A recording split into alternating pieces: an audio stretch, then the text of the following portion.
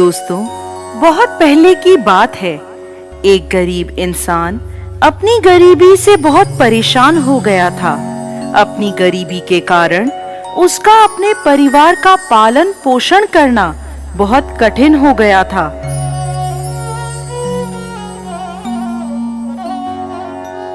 एक पत्नी और 2 पुत्रों के भरण पोषण के बोझ ने उसके मन में उथल पुथल मचा दी थी। इसी उथल पुथल के चलते उसने घर छोड़कर भाग जाने का निर्णय ले लिया और एक रात वह चुपचाप अपना घर परिवार छोड़कर चला गया।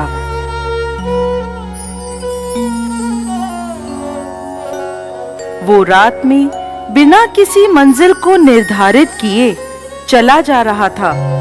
जब वह एक नदी के किनारे पहुंचा तो उसने देखा वहां भगवान बुद्ध अपने शिष्यों के साथ डेरा डाले हुए हैं।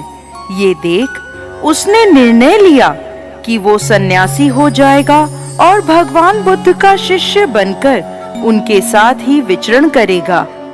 ये निर्णय लेकर वो भगवान बुद्ध के डेरे में जाकर उनके चरणों में गिर गया और उनसे विनती करने लगा कि वो उसे अपना शिष्य बनाकर अपने साथ ही रख ले। भगवान बुद्ध ने उस गरीब इंसान पर कृपा करके उसे अपना शिष्य बना लिया। उसके बाद जब भगवान बुद्ध का काफिला आगे बढ़ा तो वो भी उनके साथ ही चल पड़ा। गर्मी का महीना था। भगवान बुद्ध का काफिला चलता चला जा रहा था। जब वो एक जंगल में पहुंचे तो सभी लोग पेड़ के नीचे विश्राम करने के लिए रुक गए। गर्मी के कारण भगवान बुद्ध को काफी जोरों की प्यास लगी थी।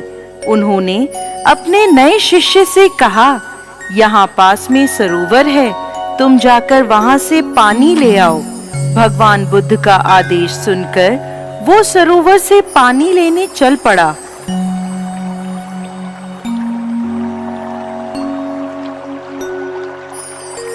जब वह सरोवर के पास पहुंचा तो उसने देखा कुछ जंगली जानवर सरोवर में उधम मचा रहे हैं। परंतु जब वो सरोवर के पास पहुंचा तो सभी जानवर डरकर भाग गए।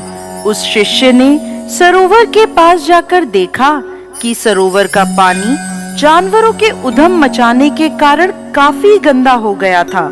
सरोवर का कीचड़ और सड़े गले पत्ते बाहर उभरकर आ गए थे।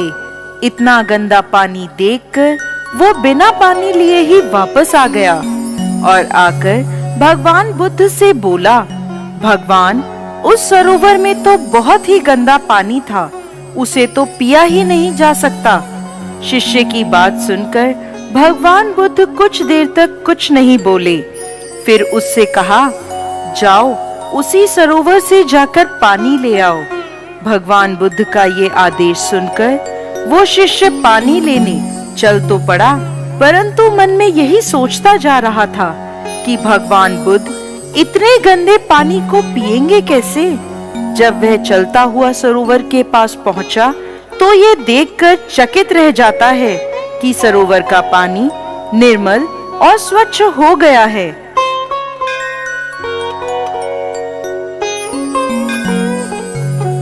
वह पानी लेकर भगवान बुद्ध के पास आता है और उनसे ये प्रश्न करता है कि थोड़ी ही देर में सरोवर का पानी इतना साफ कैसे हो गया।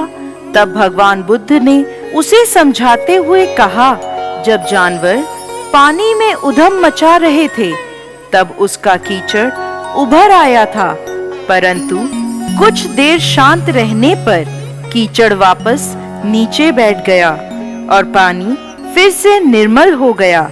इसी प्रकार हमारे मन की भी स्थिति होती है। जीवन की भागदौड़ और कठिनाइयां हमारे मन में उथल पुथल पैदा कर देती हैं और तब हम गलत निर्णय लेते हैं। परंतु कोई भी निर्णय लेने से पहले अगर हम अपने चित्त को शांत रखें और धीरज पूर्वक बैठकर सोचें, हमारे मन की वो उथल पुथल भी पानी के कीचड़ की तरह नीचे बैठ जाती है और तब हम जो निर्णय लेते हैं वो हमेशा ही सही होता है। इसलिए बुरे समय में इंसान को कभी भी धीरज नहीं खोना चाहिए।